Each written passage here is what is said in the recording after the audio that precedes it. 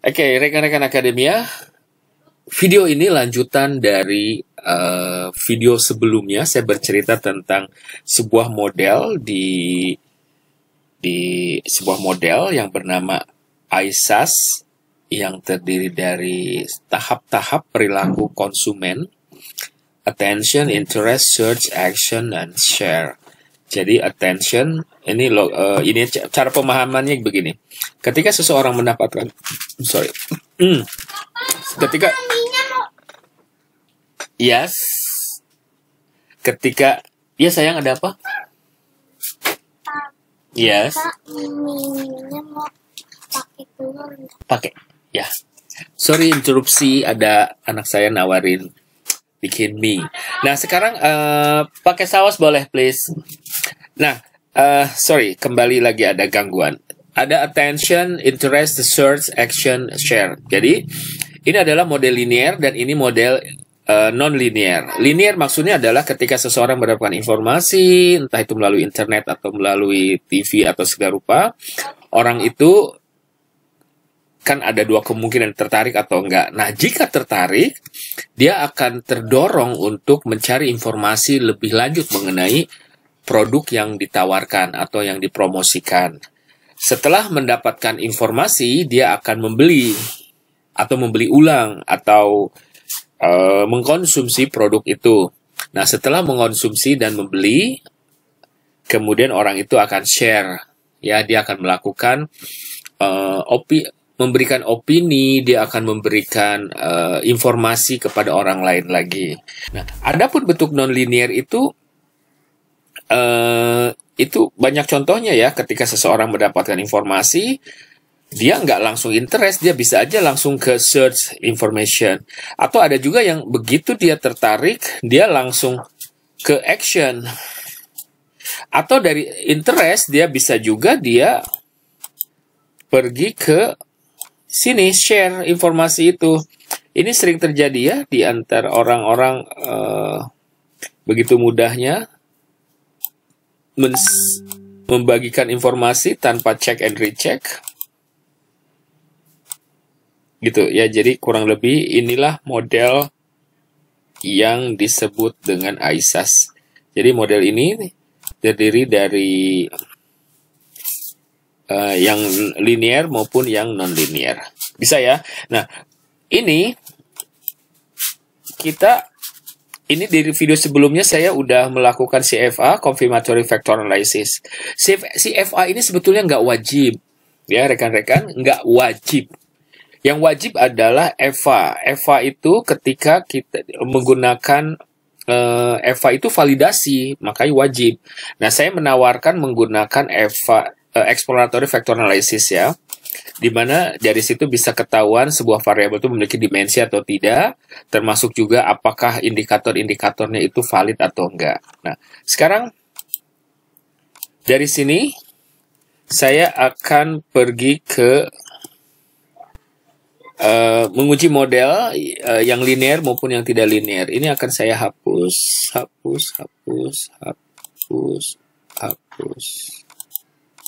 Ya. Jadi kita nggak usah berulang, cukup dari sini dihapus. Lalu ISAS A di manakah? Attention di sini, lalu ISAS di sini, I-nya di sini, kemudian search-nya di sini, kemudian action-nya di sini, share-nya di sini ya. Jangan lupa ini saya bikin zigzag aja supaya muat ya. Oke. Dan pergi ke view, kemudian interface, pergi ke landscape, A4, kemudian apply. Oke. Jangan lupa ini klik resize supaya dia ada di tengah. Lalu gunakan panah kuk.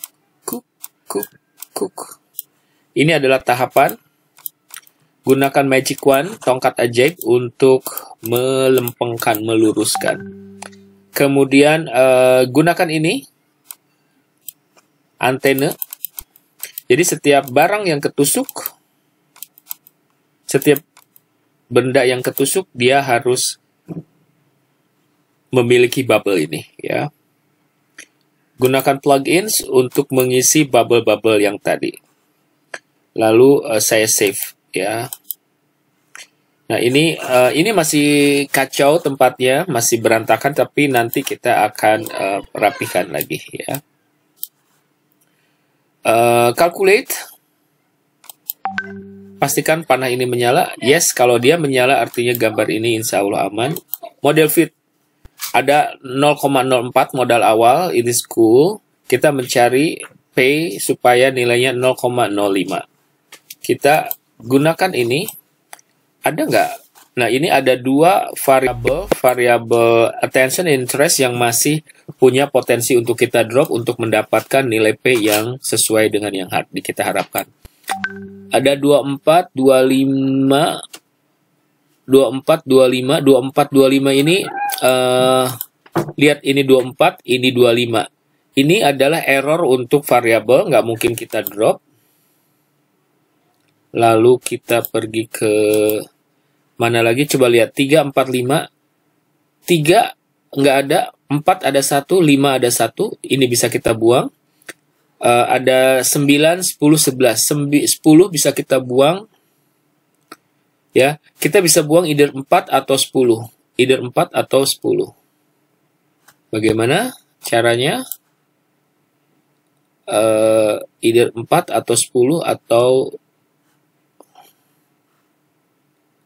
4 atau 10 ya. Saya pergi ke 10, kita buang. Calculate. Apakah nilainya? Tada! Naik dengan sangat sedikit. Kita lihat pergi ke sini. Ada 7, ada 9 yang bisa kita buang. 9 di sini, no way. No way. Saya coba ya, tadi di sini AT berapa ya, saya lupa. Saya kembali lagi ke awal. Tadi kan ada peluang saya membuang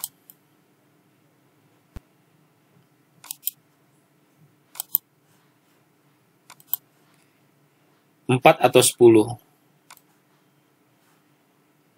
Oh, atau 7, lihat. Atau 7 ini terpisah. Ya.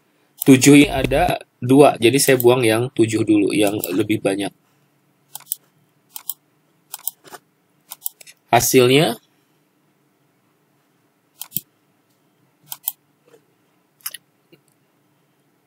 malah mundur ya. Tadi 0,04, sekarang 0,3. Ya. Jadi saya kembalikan dulu.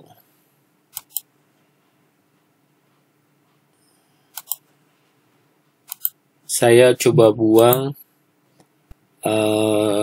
bagaimana jika kita buang 4 di sini. Oke, calculate.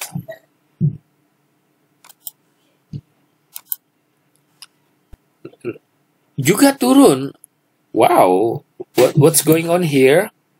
Jadi kita buang lagi ke sini. Tadi coba pilihannya adalah 10. Kita buang. Kok malah jadi turun ya? 8? Kok jadi turun juga ya? Oke, no problem lah. Kita pergi ke sini. Yang harus dibuang sekarang adalah 7 atau 9. 7 atau 9. 7 ya kita buang. Siapa tahu. Ini namanya, kita coba-coba ya. Bagaimana nilainya bisa menjadi naik. No, ternyata nggak ada pengaruh ya. Oke. Kita calculate lagi. 3, 4, 5. Apakah ada yang bisa kita buang antara 3, 4, 5? 4 kita buang ya. Di mana 4? Sampai semua minimal 2. Semua yang saya harapkan. Ya. Nggak berubah. Oke. So, nilainya tipis banget ya. Nah, ada satu cara lain yang kita bisa pilih di sini. Saya akan mundur lagi ke 3. Do you want to save? No. Kita calculate lagi. Ini kayaknya harus dideketin ya supaya saya bisa melihatnya dengan jelas. Oke. Ada ada cara lain. Kita pergi ke sini. Adakah yang bisa kita buang? 17 mana? 17. Lihat di sini 5 bisa kita buang. Ya, 5 bisa kita buang. Berarti buang 5.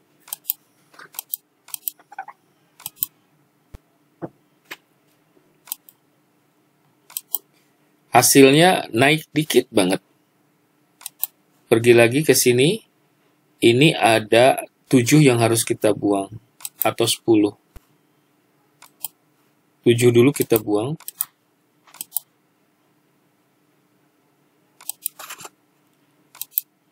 Naik ya. Oke. Kita buang nomor 4 kemudian. Di mana 4? 4 di sini. Well. Nggak mungkin. Atau 3 dulu kita buang ya. Oh, 3 juga nggak mungkin kita buang. Nah, sekarang gini. Ini kan banyak banget. Dari 1 sampai 8 ya. Kita coba ganti 5 dengan 1. Apa yang terjadi? 16. Kita ganti dengan 2. Apa yang terjadi?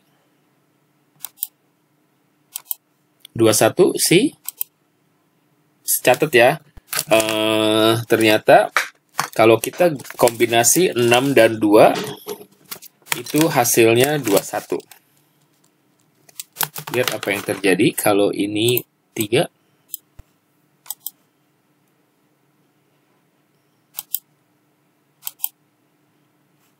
Turun 4.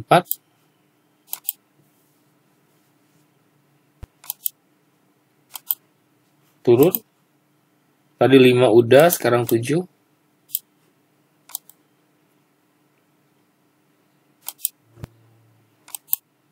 Malah jelek. 8.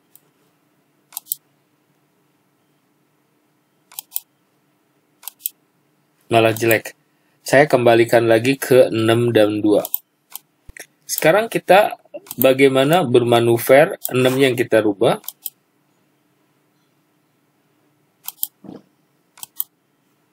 Tidak. Bagaimana dengan 3?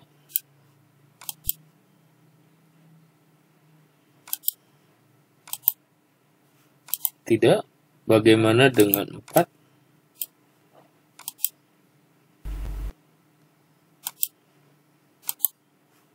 Enggak. Bagaimana dengan 5?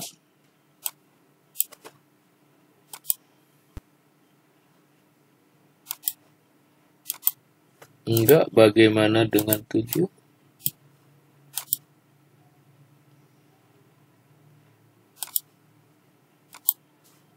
Tidak. Bagaimana dengan 8?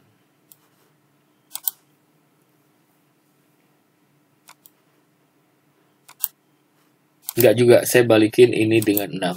Ya. Nah, sekarang kita lihat mana yang terlemah lagi di sini. Ini yang sering muncul. Kita lihat. Ini udah aman. Ini udah aman. Yang sering muncul di sini adalah 17 dan 16. 17 di mana? SE ya. SE. Sekarang SE1 kita bagaimana SE1 dan SE itu kita ganti ya. SE1 dan SE3 kan?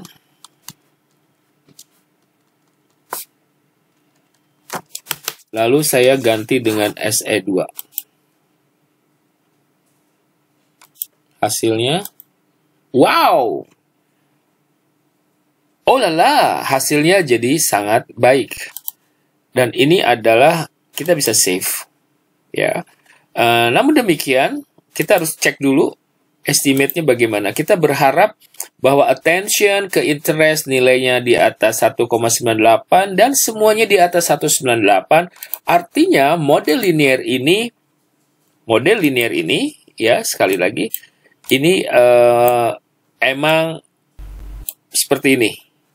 Seperti ini. Maksud saya adalah bahwa model ini bisa diuji secara empiris. Begitu. Oke. Nah, sekarang jangan happy-happy dulu. Ini kita save dulu.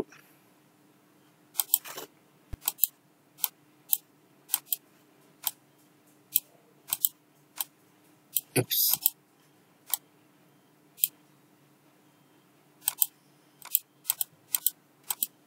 Ya, ini saya save sebagai model linear yang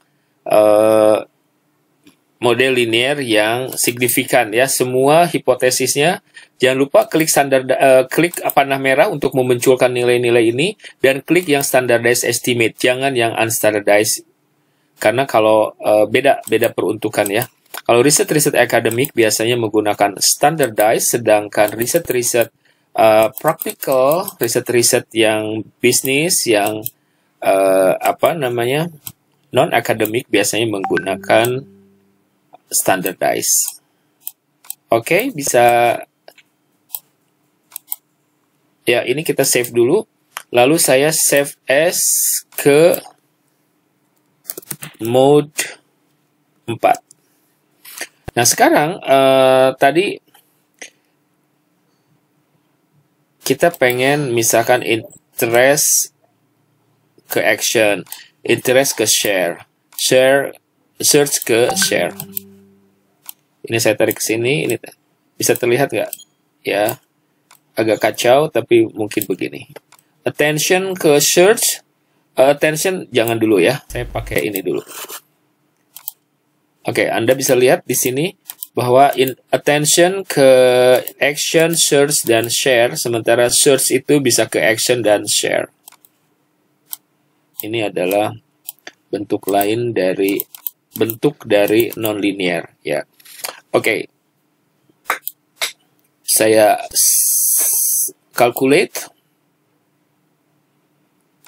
cek, modelnya fit, artinya tidak ada yang harus dirontokin. Estimate-nya bagaimana? Oh my god. Yang signifikan itu, kita lihat nilai CR ya. CR itu critical ratio. Atau di SPSS itu nilai T value. Yang nilainya di atas 1,98 itu cuma 2. Yang lainnya tidak signifikan. Kita lihat di sini. Modification indices. Ya, atau nggak ada ini. Coba saya search ke share, ini saya hapus dulu.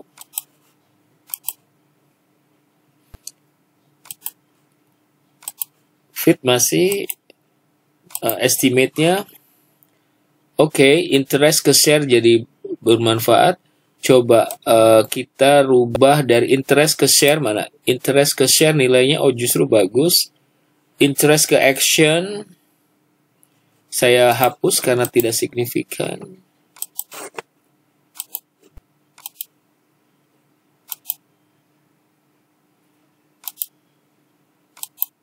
Masih P-nya bagus. Oke. Jadi inilah rekan-rekan akademia model yang ideal untuk kasus ini ya. Semua signifikan. Artinya begini nggak atau gimana? Gini ya. Begini. ISAS ya, interest. Ini saya balikin.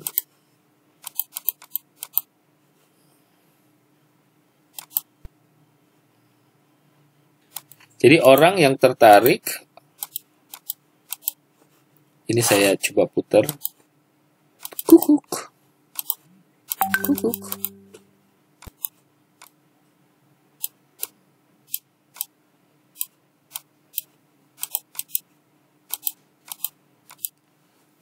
Orang yang tertarik cenderung gini. Orang yang tertarik dia akan search information, dia juga akan langsung share. Yang interest ke action, coba saya uji lagi, apakah interest ke action memberikan dampak? Hasilnya kayak gimana tadi? Enggak ya, malah merusak hipotesis yang lain, jalur-jalur yang lain. Jadi ini sebaiknya emang di ini. Bagaimana dari search ke share? Apakah memungkinkan kalau kita olah lagi? Ini hanya untuk meyakinkan aja. Ternyata enggak, justru negatif search ke share. Nah, oke, dalam kasus ini rekan-rekan akademia, jadi penelitian ini melibatkan orang-orang yang memiliki usaha, mereka adalah para pengusaha UMKM, dan mereka menggunakan sosial media untuk mencari informasi, untuk mencari market, dan mereka juga membuat sosial media mereka untuk medium untuk melakukan promosi. Ya. Jadi demikianlah video dari saya ini tentang ISAS model. Bagaimana tadi model sebelumnya, model yang linear, dan yang berikutnya yang kedua tadi yang non-linear. Semoga video ini bermanfaat bagi Anda. Sampai ketemu lagi pada video saya yang lainnya.